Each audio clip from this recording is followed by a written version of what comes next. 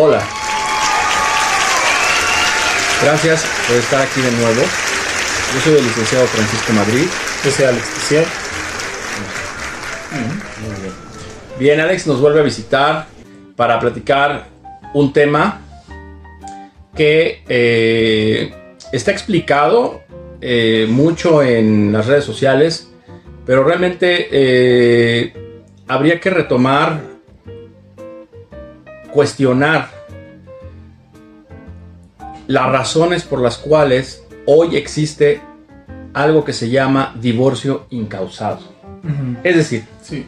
cuando dos personas se casan bajo las leyes civiles, Sí. en el registro civil, se casan y todos están muy enamorados. Después las personas no se llevan bien o pasa algo y se tienen que divorciar. Ok. ¿Sí? Entonces, antiguamente existía una forma de divorcio en el que una persona demandaba a la otra y tenía que acreditar o comprobar, pues, la causa por la cual se estaba pidiendo divorciarse de la otra persona. Y si no lo acreditaba, no se divorciaba. Ok, entonces aquí esto es un poquito sorprendente porque yo hubiera pensado que el divorcio es un derecho. Entonces no te lo pueden limitar simplemente porque no estén de acuerdo en que tú te divorcies. Bueno, parte del problema es que a pesar de que la otra persona no esté de acuerdo, podría proceder el divorcio. Por ejemplo, en el caso de que una persona golpea a la otra, No. una causa. No. Entonces, aunque el otro no esté de acuerdo, ¿sí me explico? Se procede el divorcio. Sí, pero ¿qué pasa si no hay causa?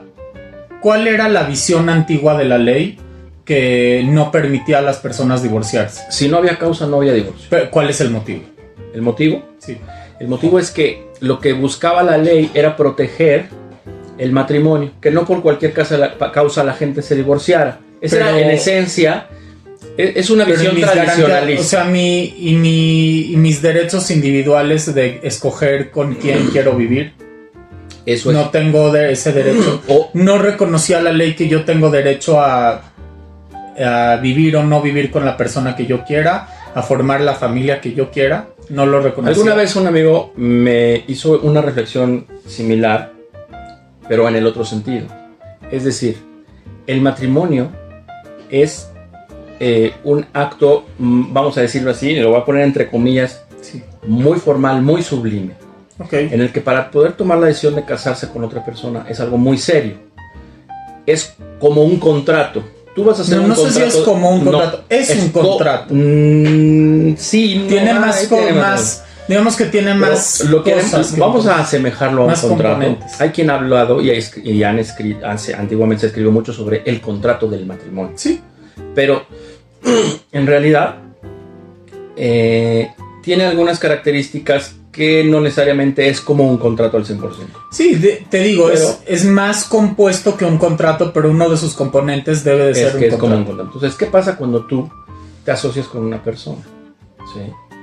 Cuando tú o firmas un contrato para una prestación de servicios o para vender alguna cosa o para algo. Sí. La persona no puede de la nada decir, pues ya no quiero. No es tan fácil. ¿Por qué? Estás incumpliendo. Porque estás incumpliendo. Entonces, no nada más que estás incumpliendo, es decir, no puedes deshacer una obligación a la que tú te comprometiste voluntariamente a cumplir la serie de obligaciones que tienen que ver con el contrato. Entonces, originalmente esa es la visión. Estás diciendo algo muy extenso porque, bueno, sí, correcto, digamos, pero esa es la visión original. Sí, o sea, no es que nunca se pueda. No, o sea, ¿qué pasa? ¿Cómo puedo yo no cumplir con un contrato? No, podría simplemente caer en incumplimiento y se anula el contrato o algo así, dependiendo de cada como contrato. Alguna vez en algún otro video te expliqué. Tienes hasta un curso de contratos. De contratos, ¿no? Exacto. Hay un curso de contratos que tengo, que pueden inscribirse, pero tomando como base algunas cosas que te expliqué en ese video, hay algo que puede ser una causa para invalidar el contrato. Sí. O invalidar una de sus cláusulas. Sí. Sí. O una de las obligaciones que me impusieron. O en su caso, si una de las partes cometió una causa sea de incumplimiento o sea de rescisión, porque pues no necesariamente en la rescisión todas las causas de rescisión son incumplimiento, porque muchas se pueden subsanar y muchas otras no, y hay otras causas que van más allá de solo no cumplir con el contrato, como lo que te platicaba, por ejemplo, una agresión, es decir, no es un incumplimiento del contrato, pero finalmente hace que ya no pueda continuarse con el contrato. Sí, claro. Es una circunstancia que yo diría que es un poco externa a las que estaban contempladas. Exacto. Entonces, un fraude, o sea, no es no cumplir con el contrato, un sino percance, es defraudar. Un percance, tal vez. O un percance, algo fortuito, algo no previsto. Está bien, esas pueden ser algo más allá. Entonces, tiene como esta visión esencial el tema del matrimonio. ¿Ok? Pero ¿qué sucede? Que suena medio católico, perdón que meta... Bueno, el tema, ¿no? Porque y se puede meter, ¿no? Pero estamos en un país la que... La influencia está... Exacto. La influencia en general de la religión en todos estos conceptos es evidente. Es evidente. ¿Sí? Porque la religión permeó muchos de los valores sociales que finalmente terminaron... construyendo México. Construyendo México o construyendo las leyes en México. Ajá. De ahí... tenemos nosotros que visualizar que en el tiempo donde era un contrato, ¿sí? O donde se consideraba como esta parte más sólida de no poderse zafar, no poderse deshacer, es como existen esta parte cerrada de decir, si no hay una causa de verdad, no tienes por qué divorciarte. Bien.